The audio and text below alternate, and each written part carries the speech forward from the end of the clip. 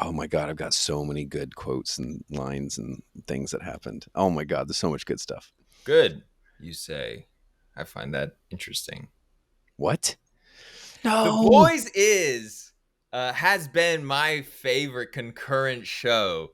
I fell in love with this show. Jason, thank you so much for introducing me to this show because I love Mimi. this show. You got to plug Mimi. Mimi as well. Mimi Yes. introduced me. Your spouse, my sister, introduced us to this show, and I enjoyed this show so much through 3 seasons. I thought this show was brilliant, funny, dark, violent, everything I love about cinema, baby, cinema. I loved it. And season 4 has been an absolute abomination, a terrible, horrible thing. Eric Kripke should burn himself at the stake for this horrific, terrible, absolutely unbelievably bad season. And it started off, we already did a video. You can check it out. We did a video on the first 3 episodes talking about our misgivings about the first 3 episodes. And then episode 4 happened. And people in the comments section were like, oh, you're an idiot. You haven't seen episode 4 yet. It's so good. It's so great. It'll save the whole show. Did it save the whole show? It did not. Just because there's a brilliant actor that plays Homelander that was able to give a great performance, but that didn't save the show. That didn't save the fact that they can't write themselves out of a wet paper bag anymore. No, instead, we're on to episode 6, an episode where we have lots of laughs, or we're supposed to have lots of laughs about a central empathetic character being brutally sexually assaulted, and it's hilarious. Ha ha, says Eric Kripke. This scumbag, this piece of shit. I have nothing for the way this has been handled. It has been so bad, so terrible. To paint a broader picture, this whole show starts in episode 1 with Starlight, this innocent character being introduced into the 7, and she gets, and I'm just going to replace the R word with S-aid because of the algorithm. So I'm just going to say S-aid. But Starlight gets S-aid by the Deep in the first episode, and it is brutal. It is awful. It is so awful that Eric Kripke, the showrunner, said when having to describe the process of creating this scene and this whole sequence, he said, quote, "So I'll say this. I've never worked so hard or stressed so much about a scene in my life before or since, because if I got that wrong, it's not just that it would fail as a scene, it would be hurtful. And I felt that pressure and responsibility all throughout." Now, you might ask yourself, well, that's interesting. That's a very responsible thing to ask yourself when you're doing such a sensitive scene. What would he say about doing this scene when it pertains to Huey's character? Well, if you were wondering, he said, an interviewer asks him, let's start with, and we're just assuming, I'm assuming you've seen this episode. If you have not seen, don't even bother watching this. But an interviewer asked him about episode 6, saying, let's start with the Tech 9 sex dungeon part. Where did the idea come for it? And why bring Huey into the situation now? Kicking him when he's down by having him sexually assaulted by his childhood hero after his dad just died. And Eric Kripke says, well, that's a dark way to look at it. We view it as hilarious. That, to me, sums up the whole thing. They cannot write anything anymore. The source material for The Boys, they have strayed so far away from what the comics material gave them, and now it is just sitcom, terrible humor, and this is where we are now. I hate The Boys season 4 so much. I have zero interest in continuing to watch this show. Jason, what were your thoughts? Remy, it feels like you got something you got to get off your chest, because that was a lot to follow up on there, Matt, for trying to be super positive. So, Remy, I want you to go negative down that hole again, and then I'll try to get us back out of this. Mav and I watched the episode together. He was here down. He was down here with us for the week, okay. for the week, this last few couple days, and so we watched it together. And there was a lot of this happening, like making sure we're watching the same thing, and just. I mean, take your pick of the facial features or the facial expressions. I agree with what Mav said, and I think those quotes from Eric Kripke are fucking so offensive. To be like, it's horrible when a woman is essayed. It's hilarious when a man gets assaulted. There's a high percentage of men that are assaulted and never say anything about it. Not that women victims say things about it like all the time either, but it's just that there is a very unfortunate amount of men that do get assaulted, and it's just never really talked about in the same way. So the idea that you're going to have a scene where Huey, a down on his luck character already, who's like it's not like you took, like, if you wanted to do this and you did it with like a really horrible person, like the Deep in season 1 at the end of the season, a girl kind of like assaults him. Not kind of. Full on. Like he's not into it at all, and she's like like drilling into his gills, and it's like a really awful kind of scene. But it's payback for the fact that he did it to Starlight at the beginning of the season. So it's not funny. It's not funny at all. But this is a full circle moment for his character, and kind of brings him down to the level that he brought Starlight to, and it makes sense for the characters. This is just shit writing, where it's just like, you know what'd be funny if Huey gets assaulted, and she's wiping cum on his face. Imagine a scene where Homelander or the Deep was wiping cum on Starlight's face, and we were like, ha ha ha, that's hilarious. What the fuck are we doing? That's crazy. That should not, no. This is not to be accepted. And and on top of the whole show just being dog shit for this season, this is just like the fact that they're doubling down and thinking like, oh, this is supposed to be funny, is so offensive on top of an already shit product. I hate it. I hate this episode. I hate this season so much.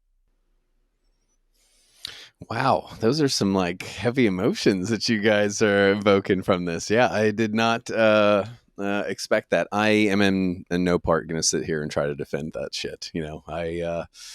I wasn't as not moved, but wasn't as I guess upset by all this as you guys were. It was something that I definitely was uncomfortable. I'm watching this with my wife, and we're looking not at the screen sometimes and things like that. The whole time, though, I'm sitting there is why does Huey keep going forward with this? It's like going down the elevator, getting out of the room, keep on moving forward from it. I tried to sit here and be like, okay, is he getting something out of this as well? Because we're dancing on that. So there's a lot in this season as far as people pushing the boundaries of what their sexual desires, I guess, are. And I was like, okay, is he into this? And he does mention at some point that he did I guess come while this happened to him. So for clarity, he says at the end of the episode when he's talking to Starlight and he starts to break down. Yeah. He says that Ashley gets off. I don't think he says he gets off. Okay. So maybe, but that me hearing that's made that scene a little bit more acceptable, sure, I guess. And so it's interesting that I hadn't really thought about this in that light, because this show is constantly pushing those boundaries and constantly pushing us into uncomfortable situations, and especially sexual uncomfortable situations. So I thought that was just the big jaw-dropping kind of talk about scene of this season. But interesting, guys. I really was going to come back with blasting some music, the boys are back in town, as far as these next 3 episodes, where I got reinvigorated by these next 3 episodes. I had fun with the farm episode. I thought that was a lot of fun, that we're sitting around these characters are walking and talking to each other like they're normal people. Oh my God. And don't even get me started on Espinanzo. I love butchering people's Don Carlos Esposito. Yes, dude. And any episode that he's in, I'm all about and things like that. But I mean, there were some major things that happened in each one of those episodes, and especially like the stuff at Tech Nine's apartment and the people Tech talking up Nine. Tech Nine, yeah, Do not the rapper from Sacramento, disparage the yeah, great Tech Nine with this Tech Night, bullshit product. The yeah, greatest gosh, independent artist there's ever been. Do Tech not Nine, yeah, invoke Tech his Night, name, yeah. Jason. How dare you? Well, and the whole time I'm thinking like Remy was so team Tech Knights before this this Oh, they whole like yeah. fucking butcher him so bad. Like that's Thank what's you. crazy. Thank you. We That's all what's were. crazy is that his Tech Knight in that the most mid spinoff of all time, which is Gen V, which is a spinoff show about college kids with powers, and it's supposed to tie into The Boys. It is the most mid show with terrible characters that you really don't care about. The one shining character was Tech Knight, who's just this hilarious, douchey Sherlock Holmes who just completely dominates the screen when he's on it. And then they have to character assassinate him with him having this fetish of sticking his dick into holes, And not like and trees and what. and even before that, the racist stuff with A Train and him talking about Oh his my family. fucking god, bro. Again, this show is trying so hard to think of everything that Eric Kripke considers to be far right, alt right, racist. Every buzzword he can think of, every situation he can think of, he is throwing into this, to a point where we are getting the head popper, a psycho fucking mass murderer who's sitting there and rolling her eyes to the lecturing of some random white male telling her, or talking to her about abortion rights. Oh yeah. And he's sitting, and she's sitting there like, oh my god. And you, as the audience member, are supposed to be agreeing with her, the fucking psycho murderer. Like if this man was saying it to Starlight, it would make more sense. It'd be like, yeah, she just made this hard decision, even though that was terribly written as well. It was like, yeah, she's the one, like, moral character that you understand, like, has to make a hard decision. Like, it's not easy. But then it's like, oh, Starlight and fucking jerk off smartest person in the world ever are supposed to be like, oh my god, can you believe this man telling us what to do or telling us what we can do with our bodies? And it's like, you're literally popping people's heads. You're exploding people's brains. And you think it's like, so you want to take a moral high ground with me? What the fuck is this? This writing is so fucking trash, dude. It's so fucking trash. And all Eric Kripke can come up with is just whatever recent talking point he can think of that separates his viewpoints from far right or like all right, what he considers to be all right viewpoints. Holy fucking shit, dude. This season blows so much dick. And not in the good way where we see an exploding penis. Okay, the Homelander stuff though, him going home into his down the elevator to his like birthing place. I mean that. Yeah, I guess that is the best part of this season, I guess. Yeah, that was some great writing with that, and just the Marty and the Frank stuff and the Barbara things, like how he was taking like some very emotionally scarring situations in his life and like turning that around and being like, okay, you guys are now going to feel what I did. And then that was a very, very powerful like scene and stuff. And then him coming out of there and then him realizing he has to treat Ryan, you know, so much differently after that. Like him like, no, you get to actually make your decisions. I'm not going to now force you to save some guy and be in some video. You know, it was this major turning point for Homelander, I think, is this. And that was like the shattered mirror that he's looking into is like, you got to go home. Like he was like really closing some things off from his past. And like, now we're going to see almost like a different Homelander. Was I seeing something different, Mav? You're like confusion on your face. Where I mean, I disagree. I think that was a very entertaining, one-off, episodic moment of Homelander, and that was the only redeeming part of that episode. Episode 4, I believe, because the rest of that episode was absolute trash. Where Starlight and her very "I've never gotten work done" face was going around being like, I had to make a tough choice to have an abortion. And then it's like, people are bringing up the abortion to me. Oh my God. Like I'm going through this. Anyway, that was so stupid. That was so dumb. But then we get back to the Homelander part, which was cool. Other than the fact that that should have been a sequence that happened in like season 1, maybe season 2 for Homelander to be going back. It really has nothing to do with what's going on now. And I don't feel like that sequence really does affect his relationship with Ryan at all. Oh And no, yeah, 100, because he's now Homelander is taking the same view that Butcher is taking. Because remember, Butcher inviting his son over to his house to fucking kill him, make him eat some poisoned cookies. Like that was Homelander, Butcher's like angle to like.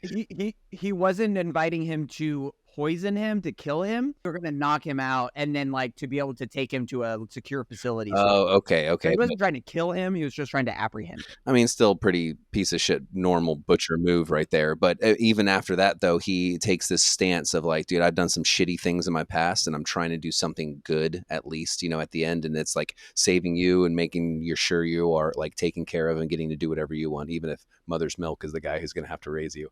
But it's interesting now that we're seeing this Butcher and Homelander take on Ryan, where they're being almost very similar paths, and I think that that's going to be a great like kind of end to this, where making Ryan's decision even harder to choose which one he's going to like kind of side with. Coming back to Homelander, he is completely non-threatening, and the way the show has gone, because I feel like there are similarities from my brief knowledge of the comic. There are a lot of similarities with how the first season goes and the original characters go. But the way the show is handled now, every episode feels like a sitcom. It feels like Parks and Rec or The Office, where every story element is just two characters coming together, talking. It's Butcher and his subconscious. They talk for 2 minutes, and then it's Homelander and the head popper, and they talk for 2 minutes, and it's just weird, awkward. Eventually, something happens.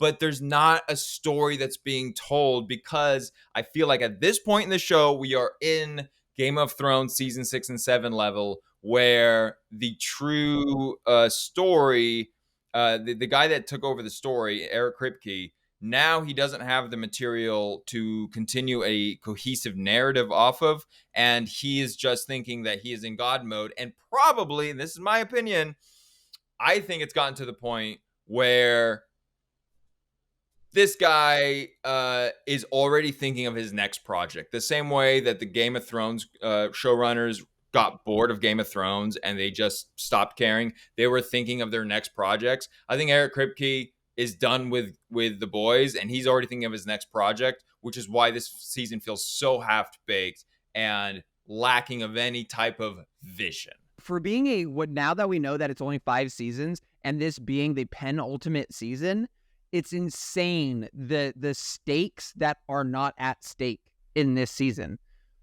So dumb. It's bad. It's bad, Jason. Say it right now. No. It's bad. There's like, It's you're right. Every episode, it's bad. It's good. Every episode had a I say redeeming it's bad. You storyline. say yeah, it's bad. Yeah. No, yeah, from me.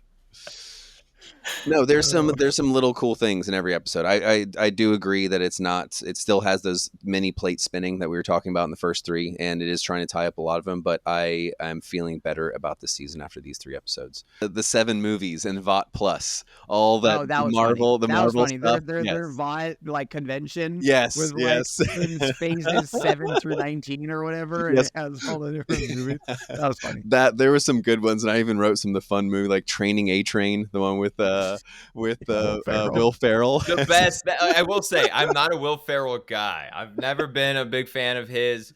He is in the running with the Deep as MVP of the whole season, despite the fact he's only been in the show for 3 minutes.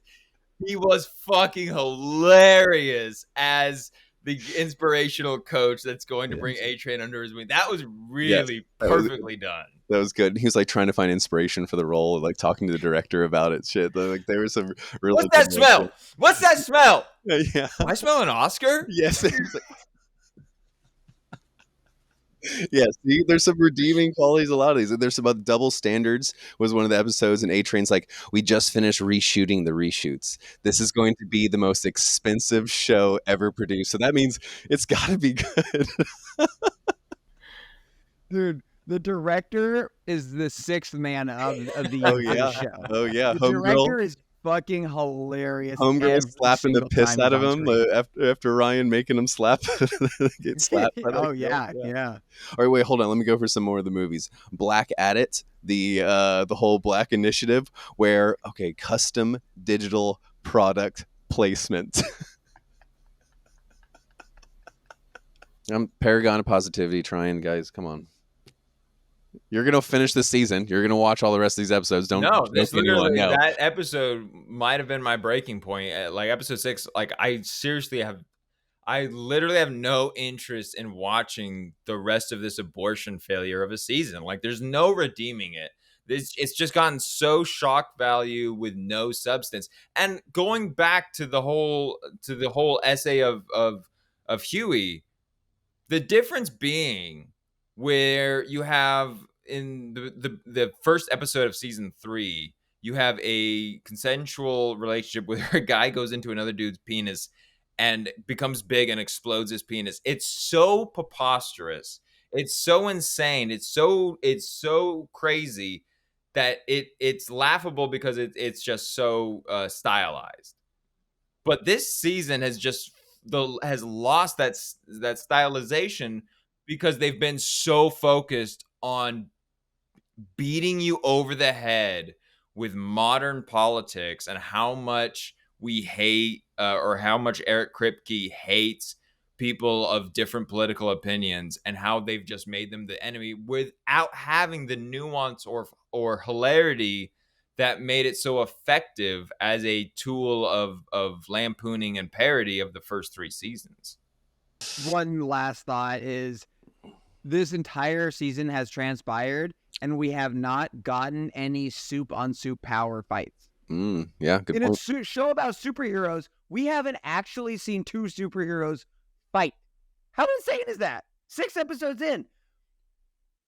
The only, Starlight beats up Firecracker with her fucking fists. What? Not that, we keep on wondering if Head Popper can kill, powerful soups, and she hasn't. I don't know if she will in this next 2 episodes. Probably not, because these writers are stupid and the show's boring and probably never was good, and we're probably idiots for ever thinking it was good. If they were entertaining, they would make 2 soups fucking fight and use their powers. Laser beams on faces, blasts, fucking... Give me some MCU shit. Fuck. Remember season 2 when Stormfront was licking my Yes. fucking tits? That was fucking Yes. great. That was fucking hilarious. And Oh, what? funny. Oh, so but we got some breast milk squirted in Homelander's Oh. face. Too little, too late. That was some crazy shit. I didn't see that coming. That was another shock factor. Again, of can't this show season. tits. We can show dicks. We can show ass. Lots We can of show dicks. an ass, Yeah. a male dick, but we cannot show tits. Fucking sexist. Interesting. Yeah, you're right. Long live Tech Knight. I would reverse that, Jason, because Tech Knight, if you didn't watch Gen V, Tech Knight is an appalling, horrifically terrible, horrible character with no redeeming, redeeming, entertaining values. Not that he's a good person in Gen V, but he's funny. And there is I want to see Tech Knight because he's really funny, and there's he's so douchey, but he's just such a horrific, terrible, horrible person with no humor added to it. It just is unbearably terrible and uncomfortable that how his character is in this show. I can't believe Gen V did something better than The Boys, but it did. The potential was so there for Tech Knight, and no, I say that with as long live him before this, where it was because him even seeing Huey's heartbeat or things like that is oh, you're nervous. The whole thing where they don't see web slingers, web shooter, web fucker, whatever it was, his little Web extra weaver. butt. Web Weaver, yes. You don't see that through his outfit. It's you're supposed to be the biggest detective alive, and there's obviously a little hole in his suit, and you don't see that extra little butthole or whatever it was. It's there was many detective things that he didn't pick up on, and Huey being inside that suit that I was greatest detective alive. Come on, dude. Yeah, that was the thing. It was so dumb that their plan of Huey's just gonna go in a costume and fool Homelander and Tech Knight, the world's greatest detective and the most powerful soup in the world, who have super senses and can probably definitely see-through costumes. He has And X-ray vision. They're surprised. The boys are surprised that the Seven show up. And Oh my God, we can't believe the Seven showed up again to a superhero thing. Oh my God. Oh my God. That does happen quite a lot in the season, that they are just like, oh, they It's like, showed up the again. Seven are here? Woo! You had a guest list. Dude, They try and say you the guest list. the Vought on ice scene where they're in the rafters while they're watching that ice, they put the Christ back in Christmas, that whole singing duet thing, and then That scene was entertaining because it was so chaotic and it was funny. like lasering Homegirl look on the ice, and then everyone just going crazy there for a second. Yeah, that's another one where he obviously could pick up on Huey being right there and let him go again. There was a clip that I saw just today actually of Homelander season 1 and how everyone was so scared of him. Like there's he comes up to Frenchie's van and is like, let me see your ID, and he's like interrogating him, and you can feel the tension in the scene, and it's gone now with Homelander. So that is a very good point. Yeah, and isn't it way better now? It's way better that Homelander's not a threat anymore. No, what happened was that Eric Kripke, fuckface, took what was a great character, like a great intimidating character, and because there's this absolute nonsense narrative that people are fans of Homelander, like that Homelander's right. There's this fake idea on the internet that people are fans of Homelander, and it's like, yeah, Homelander's like, I aspire to be Homelander. And somehow he's associated with the right, and people think that he's great. Complete bullshit. Those are not real people. But because Eric Kripke's in this weird bubble, he thinks that he has to diminish Homelander because Homelander somehow is paralleled with Trump. And so he has to make him a pathetic character because he doesn't want to make Homelander at all this cool or interesting character anymore because there's such a real life association with him, with real life politicians and real life ideas. And it's stupid and I hate it. Fuck Eric Kripke, and that's Last Pick.